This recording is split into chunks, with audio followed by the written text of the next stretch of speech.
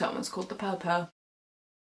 Hi guys, and welcome back to my channel. I know only 2 videos ago I did a favourites video, but I just thought to keep on top of it, I'll do my favourites again, and I've got a bunch of other videos planned. So that being said, I have so many favourites to talk about, I'm just going to jump straight on in. I've got one hair favourite this month. It is a leave-in conditioner stroke heat protectant type product, and that is the Philip Kingsley Daily Damage Defence. This is the small size. I ran out of my Label M protein spray, so I wanted to use up a few bits that I had lying around, and I had this sample lying around. I'm definitely going to purchase the big size when I'm out of this, although I think that's around the £20 mark. I think like this sample is going to last me a good while, so I don't mind necessarily spending that little bit extra on styling products because I know that they stick around a lot more for me rather than shampoos and conditioners, which I go through really easily. But yeah, I just think this really does its job, and I've definitely noticed a difference in my hair. I found like my hair is in dire need of a cut, but whenever I use this in the ends, it particularly it just makes it all look a lot nicer and not split and disgusting. So this has been tiding me over until I can get around to booking a haircut, and I'd really recommend it. I've also only got one skincare favourite this month, and that is the St. Ives Apricot Scrub, and this is the mild version. They have two. I've actually reviewed the original version of this off my blog years ago, and as good as that scrub was, it is definitely very abrasive. And even for somebody like me who doesn't have particularly sensitive skin, like I found if I used it regularly, I did find it really did make my skin not like sore or like you couldn't use it too much. You could only really focus it in the middle of your face. So a girl that I work with asked me about scrubs because she used that scrub and was like, it's just really like abrasive, and I was like, well, I know that they do a mild version, and I had this about in my stash like from a Boots trip ages ago, and I just never got around to trying it, and I was like, I'm recommending this product, but I haven't actually tried it, and turns out she likes it and I like it too. I think it's really great. St. Ives are from Boots, so they're fairly cheap, and you can probably get them in a 3 for 2 most of the time. It just makes your skin super duper soft, and yeah, I think it's really great, so I am definitely recommending that one. Now on to makeup. I may as well have called this favourites Return of the MAC, because there are 3 MAC products that I've been loving, and I don't know where this has come from, but I've just been loving them. So the first one that I'm going to talk about is MAC Cream Colour Base in Luna. This is basically a cream product. They usually do them in sort of like more blush tones, but this is, as you can see, a very much white colour, and I've been using this for a highlighter. I've actually been really getting into cream products recently, and I think it's because I got this. For a pale girl like me, this is lovely, and it's a highlighter which stands out. Because it's a cream, it's not like it's just sort of like sinks into the skin, but is noticeable, if that makes sense, and it's what I've been using over powder highlighters this month. You can also set it with a highlighter as well if you really want to give it that kick, but I think it's been just a really great product to use. It just does what it says on the tin. I am tempted to use some of their blush colours, but for now I'm definitely loving this and would recommend it, particularly if you're pale like me. I'm sure they do probably some more like goldy ones, I'm sure, but yeah, I just think the formula's great and it just looks really great on my skin. Next up, I have a shade from my MAC palette. It is MAC's Texture, which is this one right here, but if you want reference, it's also on my eyes as well. Basically what this is, as you can see, it's sort of kind of like an orangey brown, and although I would say it's matte, like if you pay like really close attention to it, I feel there is like a little bit of something, like tiny amount running through it, so it's not just completely block matte. As I said, it's what I've got on my eyes today, and I just think it's sort of that whole heroin chic thing which I like to rock every now and again, and I have been this month. So I would, if you're looking for a pan to add to your MAC palette, I would go have a look at it, because also I think it would be a really versatile shade even if you don't want it all over your lid. I think it'd be a really nice crease colour too. So yeah, I like it. And my final MAC favourite is MAC's Rebel lipstick. I've just torn my flat apart trying to find it, and I have absolutely no idea where it is, probably because I've been wearing it. However, I went out the other night, I wore eyes very similar to these and that, so I'm going to put a picture of me right there. So that's what it looks like on. I'm really sorry I can't show it to you. When I was like 18 and I'd go out, there'd be 2 lipsticks that I would choose. It'd either be Ruby Woo or it would be Rebel, depending on what mood I was in, and I feel like I've had a blast from the past wearing Rebel recently. So I just think it's a staple in anybody's lipstick collection if you're into, you know, makeup. Sticking on the lipstick front, I have 2 more lipsticks to talk about, and another one you would have seen in my last video is Cherry Picking by Wet n Wild. And again, this is something which I feel is on a similar vein too Max Rebel, but it's, you know, it's a deep pink, and if you want to see me in action talking with it, is what I wore in my last video. And again, I feel these lipsticks, they're I think $1.99. You can't get them in the UK unfortunately, but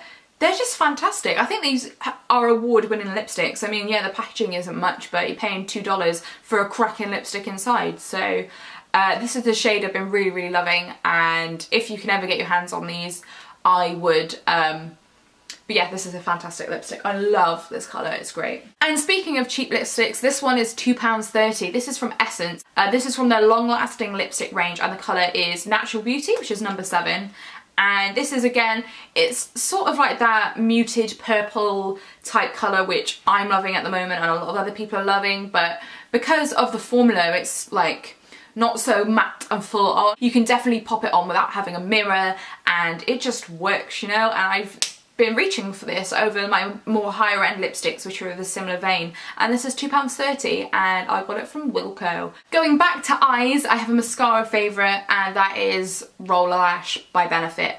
I got this in a magazine when you could get it free with a magazine. I can't remember which one it was. I think why I like this one is because it's easier to get off than their real. I mean, it's not the easiest to get off, but it's easier, and it just really, it is really good with the curl lashes. And I just think with my eyes, particularly when I like curl my lashes with an eyelash curler, it just, yeah, I think when I haven't got any other makeup on and I've curled my lash and put this on, my eyes look really nice. If you've been on the fence, I reckon give it a go, or try and get one of these samples with magazines because it's nice. And sticking with the eyes, I want to go down the other end of the spectrum. I got this month the Beauty UK Highbrow Kit, and specifically what I want to talk about is the brow wax in it, which is this one here. I've never used like a brow wax before. I've used basically every other type of brow product you could imagine, but I've never used brow wax. And I think you're supposed to put brow wax on after, but I've been putting it on before I put everything on, and I just found it's made my brows look a lot less powdery, and I still put a brow gel on over the top. This little set itself is actually not that bad.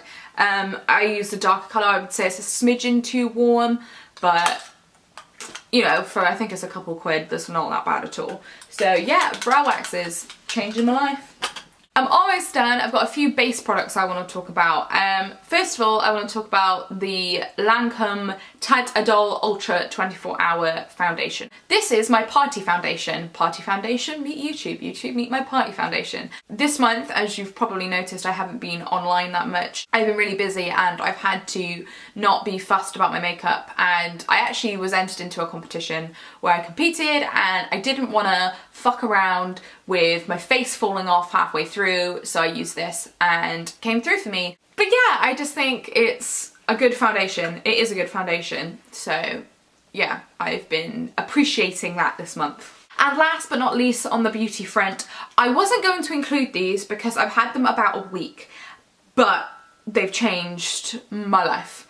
And that is these two here. They're both drugstore concealers. I'm going to talk about this one first. You've probably seen this one around. This is the Maybelline Instant Anti-Age, the Eraser Eye Concealer. It's actually a smidgen too dark for me. I don't know if they do a lighter one, but if you've been trying to get your hands on this like me, it's hard to find at the moment. I know a lot of people think this applicator is a little bit gross. Let me just shove that right there. But I think that's what sort of makes this concealer so good. Like, the concealer itself is great, but I think because of this applicator, with like a lot of other concealer applicators, you know, you're either squeezing it out of a tube or it's on a doe foot applicator, and you have quite a lot of product on it, so you've got to do a lot of blending, whereas because it comes out of this sponge, a lot of the blending work is done for you, and it's like a lot of lighter layer coverage, so you don't get that disgusting cakiness under your eye, because this is a specifically under eye concealer. You know, you don't get that because it's such like a sheer formula. You only need to really pat it around the edges to blend it in. But as I said, it is a smidgen too dark for me, and I've ran out of all sort of my highlightery concealer type things. And this is the L'Oreal La Touche Magique Perfect Match Concealer. It's sort of a pale yellow colour, so if you're going for that whole, you know the highlighting and contouring thing, you know by now what a yellow concealer does under the eyes, and so I tend to mix these two together. Why can I never hold anything when I film a video? So what I would do is I will click this round, roll this under my eyes a little bit, and depending how I feel, either before I blend that in, I will put a bit of this underneath, or I'll blend that in and then highlight some more. But I think the two together work really well. I've been very happy with how my under eyes look. I feel you know, they're a really great combination. If you've got a colour that works better for you, maybe you won't necessarily need this, but equally, I feel they definitely lend themselves to each other and I like using them together. So I will continue to do so. Right, now with all beauty out the way, I have got a couple non-beauty favourites that I'd like to share with you. My first one being, well, I've got two Spotify playlists that I want to talk about. The first one is Anna Gardner's, or Viviana Does Makeup's, throwback Spotify playlist. That shit's fantastic, and I know when I've been walking to work and I look like the demon, like going to work with my big leather jacket on, like and my big headphones on, people probably think I'm listening to death metal. No, it's been like Ignition remix by R. Kelly, and I've been okay with it. But yeah, basically it's all music, cheesy R&B from my youth. My second playlist, again going with the whole throwback / regression thing that I'm quite clearly going through. I went around my friend's house here like a couple of weeks ago, and she put Kerrang on, and I was like, I need to find a Kerrang playlist. And sure enough, on Spotify somebody's made a Kerrang 2000s era playlist, so it's got like loads of old Linkin Park and Seether and Bowling for Soup, and I've been in my element. So that's even meant for me, I've been listening to other emo bands that weren't necessarily on Kerrang, but I listened to at the time. Like whilst I was getting ready, I was listening to The Audition. A second thing, whilst we're sticking to apps and things, I have been living for Vine recently. Like basically when Vine first came out, I got an account, like I enjoyed it, like when Brendan Urie used to Vine all the time, used to watch that, and that was great and everything. But then what I would find myself do, like every couple of weeks, I'll sit down and I'll watch all my Vines on my list and then do it again in a couple of weeks. Like I've been watching Vines on the daily. Like, I mean, I don't know how to link my Vine account. I know it's linked up with Twitter. My Twitter is Alice Thomas with 2 extra S's, but it just says Alice Thomas on my Vine. I don't know how to find my Vine account because I find what I revined hilarious. Ooh! Settings. Okay, so what I will do is I found like a way that I can like email people it. So what I'll do is I'll leave my Vine account down below if you so wish to follow me on Vine, because as I said, I think Vine is killing it at the moment. I'm loving it. Another thing that I have been loving is Plaits, in case you haven't realised. Like I know I said this in a favourites a couple months ago that I've been living for Plaits, but this month it has been like next level living for Plaits. Just normal plaits. I know I haven't got my hair plaited today. I did plait it, but then I just wasn't feeling it. And also I plaited my hair in my last video, so I didn't.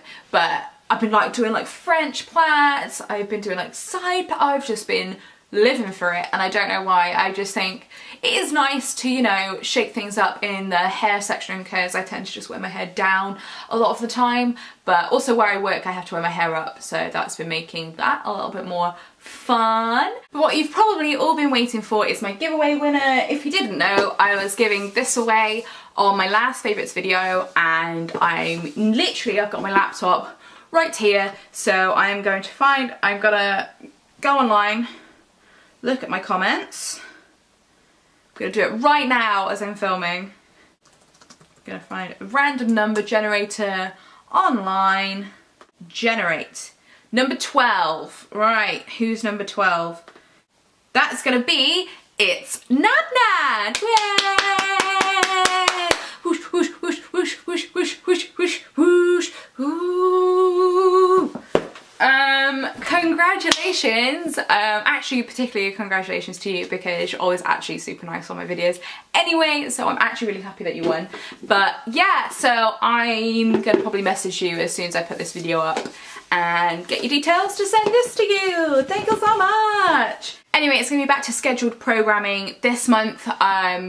Also, another one of my favourites is, as I said, I was entered into a competition. I was entered into a barista championship last month, which took up a lot of my time, and I won at district level, but I did not win at regional level. but better luck next time, eh? But yeah, so that's where my time's all been going. But don't worry, everything will be back to normal now, so I shall see you next week with a haul video. Anyway, see you guys soon. Bye! And congratulations! Hi guys, and welcome back to my channel. First of all, I want to apologise for not posting a video last week.